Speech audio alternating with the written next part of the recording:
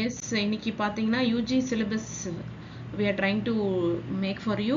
இதில் என்னன்னா உங்களுக்கு வந்து நிறைய நியூ லெசன்ஸ் யூஜி படிக்கிறவங்க எல்லாருக்குமே வந்து ஒரு ஜென்ரல் இங்கிலீஷ் பேப்பர் இருக்குது. இந்த ஜென்ரல் இங்கிலீஷ் பேப்பரில் இருக்கிற செகண்ட் சாப்டர் பார்த்தீங்கன்னா autobiography story of my experiments with truth written by Gandhiji வரும் உங்களுக்கு, எம்கே காந்தி. அந்த லெசனோட ஷார்ட்டாக கிறிஸ்பாக என்ன இருக்குங்கிறத வந்து உங்களுக்கு நான் எக்ஸ்பிளைன் பண்ணுறேன். You can just go through it.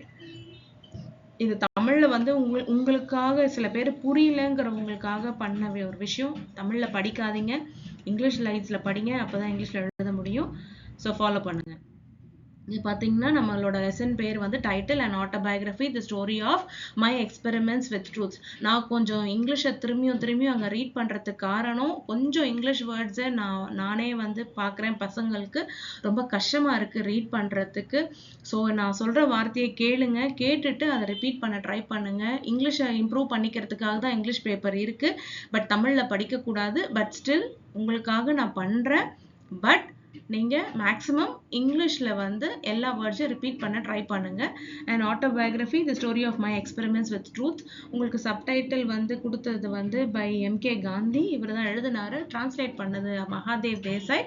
நமக்கு ஜென்ரல் எடிட்டர் வந்து ஸ்ரீமன் நாராயண். நமக்கு பார்ட் 1 இப்போ வந்து பார்க்கலாம், பர்த் அண்ட் பேரண்டேஜ். பார்த்தீங்கன்னா இன்ட்ரடக்ஷன், அவரோட ஏர்லி லைஃப் பற்றி பேசுகிறாரு. அவரோட birth, family background, early influence, முன்னாடி அவருக்கு என்ன இன்ஃப்ளூயன்ஸ் ஆச்சு, இது 3 விஷயம் மட்டும்தான் அந்த first paragraph, first passage, first பார்ட்டில் நம்ம படிக்க போகிறது. ரொம்ப ஷார்ட்டாக கொடுத்துருக்கேன். ஜஸ்ட் உங்களுக்கு என்னன்னு தெரிஞ்சுக்கிட்டு எக்ஸாம் போகிறதுக்காக. ஏன்னா உங்களுக்கு தெரியும் கொஷின் பேப்பர் எப்படி இருக்கும்னு. கொஷின் பேப்பரை நான் ஒரு வாட்டி I will post for you, நீங்கள் ஃபாலோ பண்ணுங்கள். உங்களுக்கு கொஷின் பேப்பர் லாஸ்ட் இயர் இந்த கொஷின் பேப்பரை நான் வந்து யூஜி சிலபஸ், யூஜி யூனிவர்சிட்டி பேப்பரை நான் வந்து போஸ்ட் பண்ணுறேன். நீங்கள் அதில் உங்களுக்கு ஒரு ஐடியா கிடைக்கும். நீங்க பாத்தீங்கன்னா ஃபர்ஸ்ட் அவர் பேசுறது வந்து அவரோட தாத்தா பத்தி பேசுறாரு, உத்தம் சந்த் காந்தி ஆர் அலையஸ் ஓட்டா காந்தின்னு சொல்லுவாங்க. அவங்களும் வந்து பிரைம் மினிஸ்டர் ஆஃப் போர்பந்தர். இதுக்கு முன்னாடி இந்த குடும்பம் வந்து கிராசரிஸா இருந்திருக்காங்கன்னு சொல்லி அதுல வந்து நோட் பண்ணியிருக்காரு காந்தி. கிராசரிஸ் வச்சிருந்தாங்கன்னா அவங்க வந்து காய்கறிகள் வித்திருக்காங்க, அந்த ஒரு ஃபேமிலியில தான் இருந்திருக்காங்க. பட் அதுக்கப்புறம் அவங்களோட தாத்தா வந்து பிரைம் மினிஸ்டர் ஆயிருக்காரு. Forced to leave Porbandar due to state இன்ட்ரிகியூஸ்னா ப்ராப்ளம் இருந்திருக்கு ஸ்டேட்ல நிறைய பிரச்சனை. அப்போ வந்து பிரிட்டிஷர்ஸ் உள்ள வந்துட்டாங்க. அந்த டைம்ல வந்து இவர் வெளியேற்றப்பட்டார், இவரோட தாத்தா. அவர் என்ன ஆச்சுன்னா ஆனா அவரோட பிரின்சிபல்ஸ் இன்னும் நம்மளுக்கு நல்லா அவரால் வந்து ஃபாலோ பண்ண முடியுது. எப்படின்னா அது ஒரு சின்ன விஷயம் நமக்கு கோட் பண்றாரு. அவர் வந்து நவாபை சல்யூட் பண்ண போனப்ப he saluted the nawab in the right hand, in the left hand, not in the right hand. So this is because he said that he's dedicating his right hand to some other state where he was a prime minister, and this he will only do it in the left hand, he says.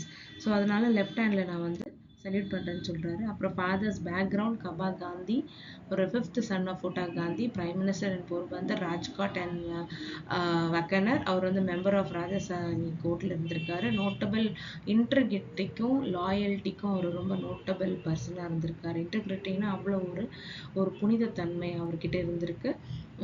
Married 4 times, had children from each marriage. 4 வாட்டி கல்யாணம் பண்ணியிருக்காரு.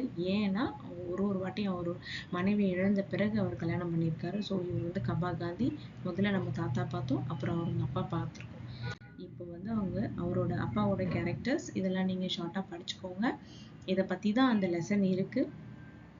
அவர் ரொம்ப கம்மி education, அவர் short டெம்பராக இருந்திருக்காரு, ரொம்ப கோவம் வரும். அப்புறம் ப்ராக்டிக்கல் எக்ஸ்பீரியன்ஸில் நிறைய கற்றுருக்காங்க. Known for his impartiality, dedication to duty, refused to apologize to an insulted agent, resulting in temporary detention. அவர் என்ன அப்பாலஜைஸ் பண்ணணும்னு கேட்டிருக்காங்க. நீங்கள் வந்து திமிரா பேசிட்டீங்க, என்கிட்ட சாரி கேளுங்க அப்படின்னு சொல்லும்போது அந்த ஏஜென்ட் கிட்ட என்னால் முடியாது அப்படின்னு சொல்லுவோம். ஒரு டெம்பரரியாக வந்து அவரை வந்து டிடென்ஷனில் போட்டிருக்காங்க. தட் இஸ் நீங்கள் வேலைக்கு வேண்டான்ற மாதிரி அவரை ஒதுக்கி வச்சுருந்துருக்காங்க. அதவும் வந்து இவர் கோட் பண்ணுறாரு நமக்கு. அப்புறம் புட்லிபாய் அவங்க மதர், அவங்க டீப்லி ரிலீஜியஸ், டெய்லி ப்ரேயர்ஸ் இருந்திருக்கு அவங்களுக்கு, ரெகுலர் டெம்பிள் விசிட்ஸ் போவாங்க, ரெகுலராக வந்து ஏதாவது ஒரு வாவ்ஸ் எடுத்துப்பாங்க. அப்படின்னா வந்து நான் வந்து இதை பண்ணுறேன், நான் வந்து உங்களுக்கு இந்த காணிக்கை செலுத்துகிறேன், அந்த மாதிரி வந்து வாவ்ஸ் எடுத்துக்கிட்டு அது பிரகாரம் வந்து ரொம்ப வந்து டீப்பாக வந்து அதை வந்து ஃபாலோ பண்ணுவாங்க. சந்திராயனா டைம்லலாம் வந்து நிறைய அவங்களுக்கு உடம்பு சரியில்லை அப்படின்னாலும் அந்த ஃபாஸ்டிங் இருக்கிறதோ டயட் விஷயத்தில் பார்த்துக்கிறதோ எல்லாமே கரெக்டாக இருப்பாங்க. நான் காமன் சென்ஸ் இன்டெலிஜென்ஸ் நிறைய இருந்திருக்கு அவங்க அம்மாவுக்கு. இவர் பிறந்தது அப்புறம் இவங்க அப்பா அம்மாவுக்கு பிறந்தவர் இவர் 2 அக்டோபர் 1869 பிறந்திருக்காரு போர்பந்தர். இவரோட எஜுகேஷன்லாம் அங்கேயே ஸ்கூல் எஜுகேஷன் கொஞ்சம் அங்கேயே இருந்திருக்கு. கொஞ்சம் அவர் மல்டிப்ளிகேஷனில் ஸ்ட்ரபிள்ஸ்லாம் இருந்திருக்கு. அதெல்லாம் இன்னும் அவரால் ரீகலெக்ட் பண்ண முடியுது அவர் எப்படி ஸ்கூலில் பிஹேவ் பண்ணாருன்னு.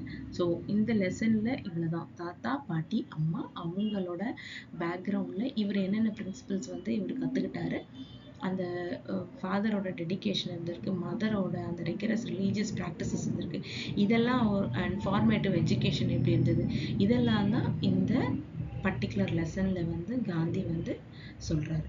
ஸோ நமக்கு இதுதான் நம்மளோட மெயினாக இருந்திருக்கு. இப்போட இம்பேக்ட் பார்த்தீங்கன்னா அவரோட ஃப்யூச்சருக்கு இதெல்லாம் ரொம்ப முக்கியமான ஒரு விஷயங்கள்லாம் இருந்திருக்கு. So we have consulted with the conclusion stating that his family background provided a lot of principle and dedication to much of his duty. So this is what is the final thing. நீங்கள் படிச்சுட்டு நீங்கள் புரிஞ்சுக்கோங்க. இந்த லெசனை நீங்கள் படிக்கும் போது இந்த 3 விஷயம் மட்டும்தான் நீங்கள் வந்து எடுத்துக்கணும். தேங்க்யூ.